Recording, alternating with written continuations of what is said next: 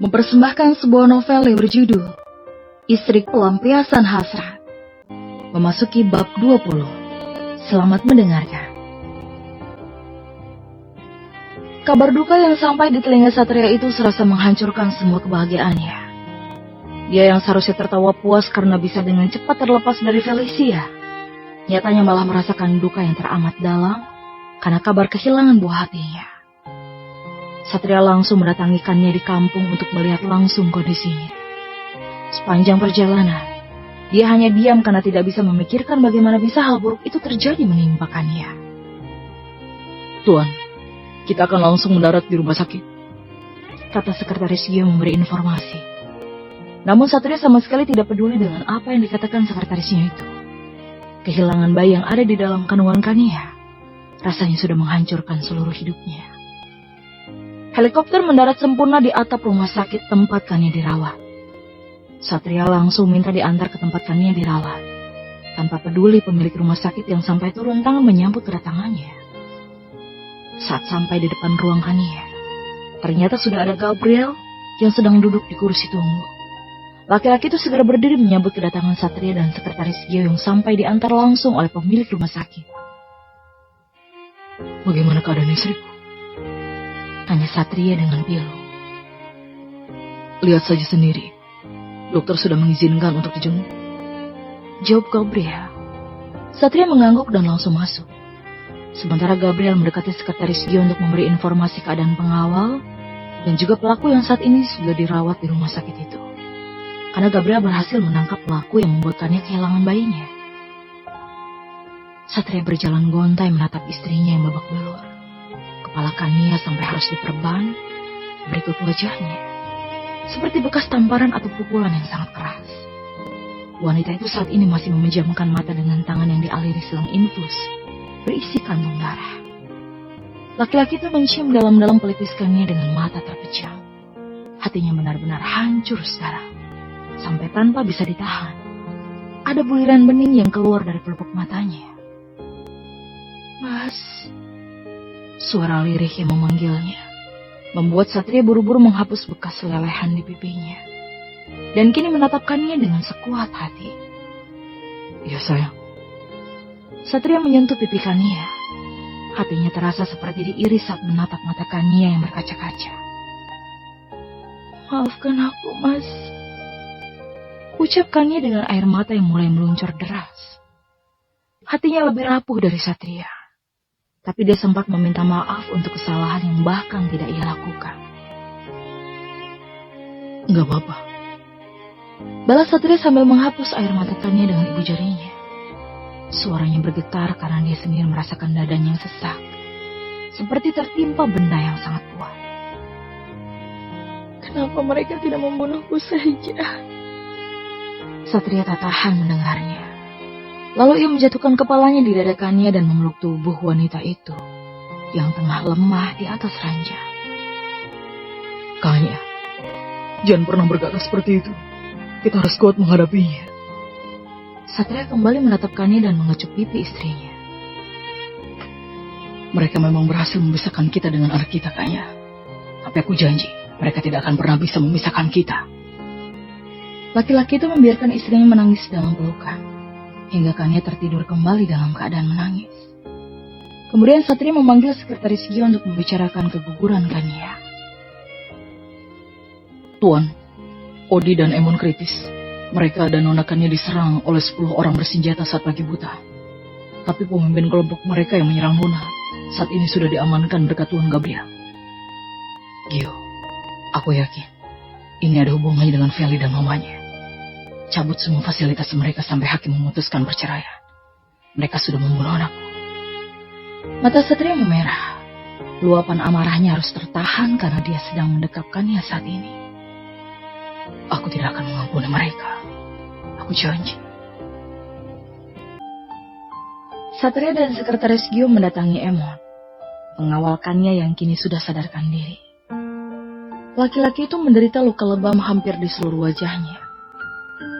Mon, ada Tuan Satria di sini. Apa kamu bisa menceritakan semuanya dari awal? Tanya sekretaris Gio yang sebelumnya sudah mendapat izin dari dokter untuk mengajak bicara Emon. Emon mengangguk. Dia hendak bangun tapi Satria langsung menahannya. Tidak apa-apa, tiduran saja. Saya cuma mau mendengar bagaimana ceritanya. Satria mengambil duduk di samping Emon diikuti oleh sekretaris Gio yang juga melakukan hal yang sama. Tadi, waktu masih subuh, ada orang ketuk-ketuk pintu, manggil-manggil Nona sambil minta tolong. Saya lihat di jendelanya satu orang. Pas saya buka pintunya, tiba-tiba saya dipukuli dan beberapa orang menyerbu kami. Saya sempat lihat yang kakinya pincang, memaksa masuk ke kamar Nona. Tapi waktu kami ingin mengejar, mereka langsung menghajar kami, Tuan. Apa yang mereka lakukan di kamar Kanya? Maaf, saya kurang tahu, Tuan. Nona berteriak-teriak, tapi saya tidak tahu apa yang terjadi, karena saya tidak ingat apa-apa lagi. Jelas Emon yang terlihat sangat merasa bersalah. Maafkan saya, Tuan. Saya tidak becus bekerja. Tuan berhak menghabisi saya kalau Nona kenapa-napa. Tidak, Emon. Kamu harus sembuh.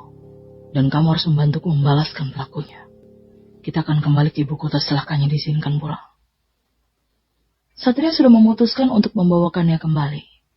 Dia tidak mau hal seperti ini akan terulang lagi nantinya. Laki-laki itu kembali ke ruangan Kania. Dia berpapasan dengan Gabriel yang baru keluar dari ruangan Kania untuk mengambil jaketnya. Tuan Gabriel, boleh saya bertanya? Satria masih penasaran dengan apa yang para penyerang itu lakukan pada Kania.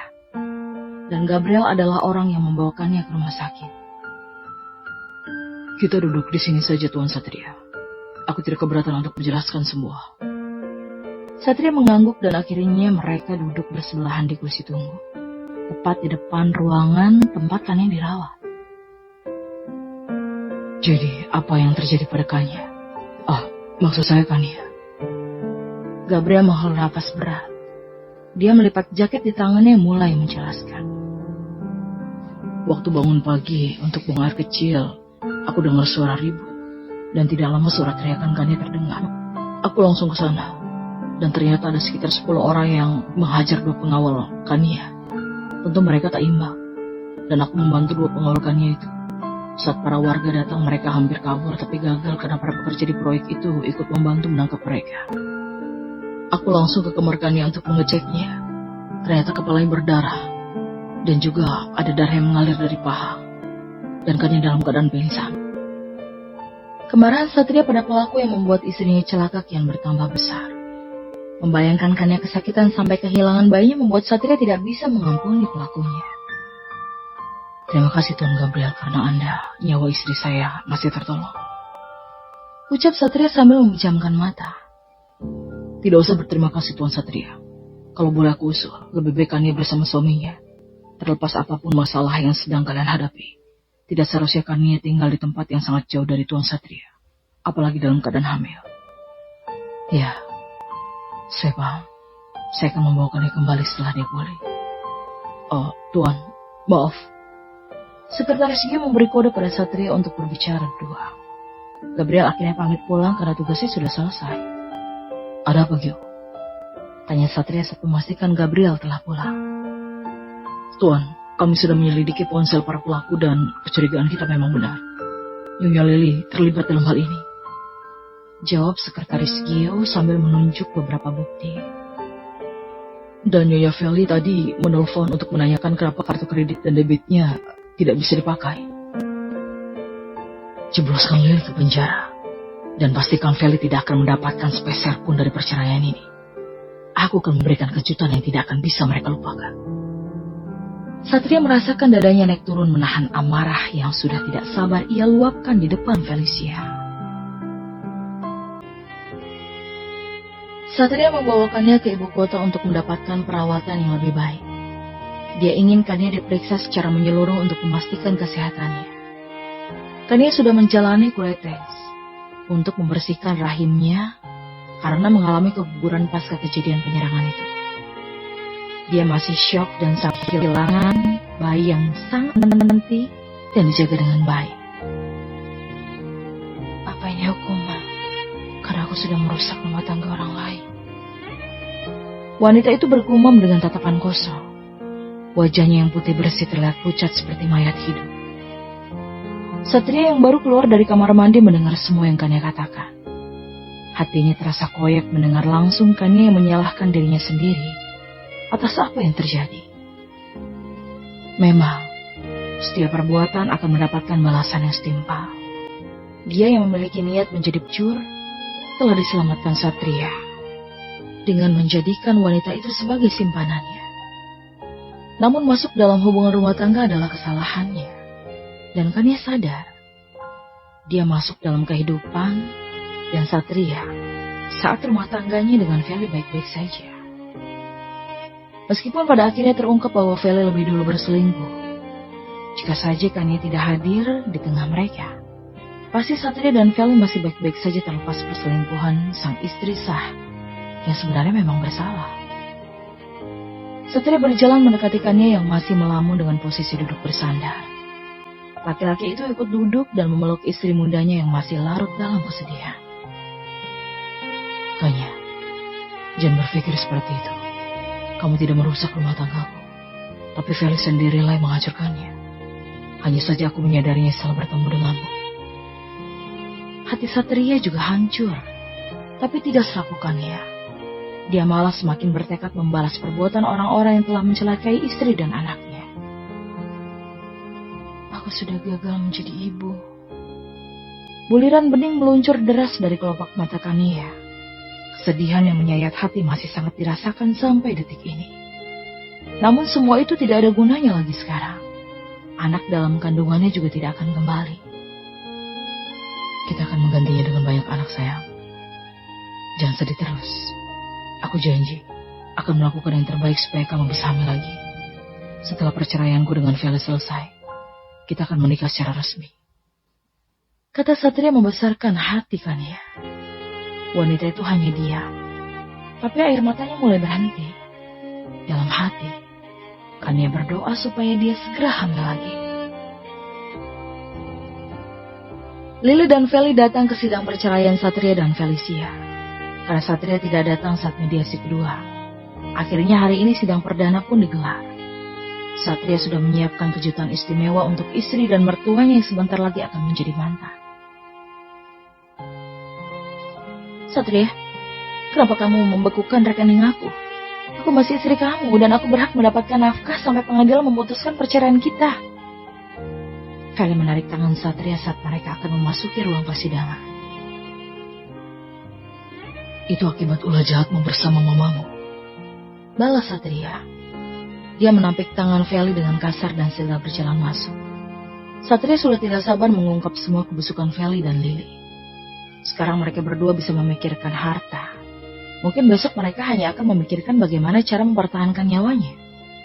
Feli mengepalkan tangan dan ikut masuk dengan tatapan benci. Dia berjanji akan melakukan yang terbaik supaya Satria tidak bisa menceraikannya. Semua sudah siap di tempatnya masing-masing. Hingga akhirnya giliran Satria yang mengungkapkan alasan menceraikan Felicia. Yang mulia, semua bukti perselingkuhan tergugat ada di sini. Bahkan anak yang saat ini ada dalam kandungan bukanlah benih dari saya. Jelas Satria dengan sangat yakin.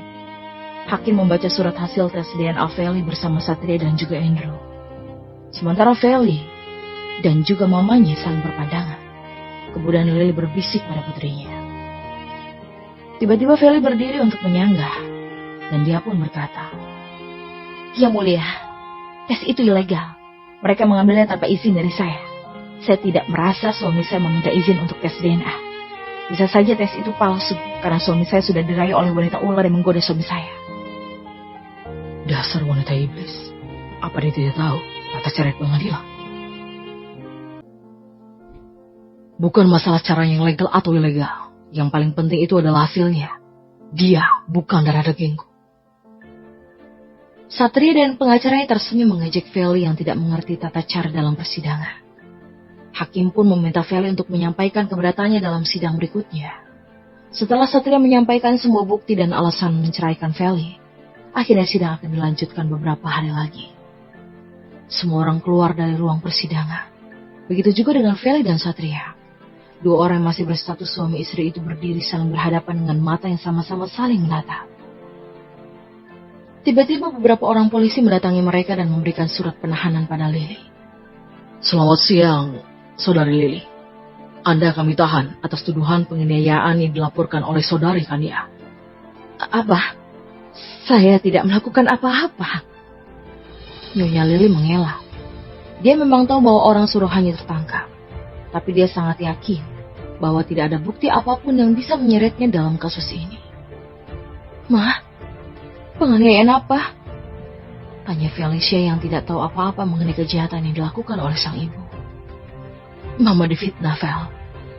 Saya tidak melakukan apapun, Pak. Nyonya Lily tetap tidak mau mengakui perbuatannya. Bahkan kepada anaknya sendiri pun wanita itu tetap tidak mau mengaku. Anda bisa menjelaskannya di kantor polisi, dan silakan hubungi pengacara Anda.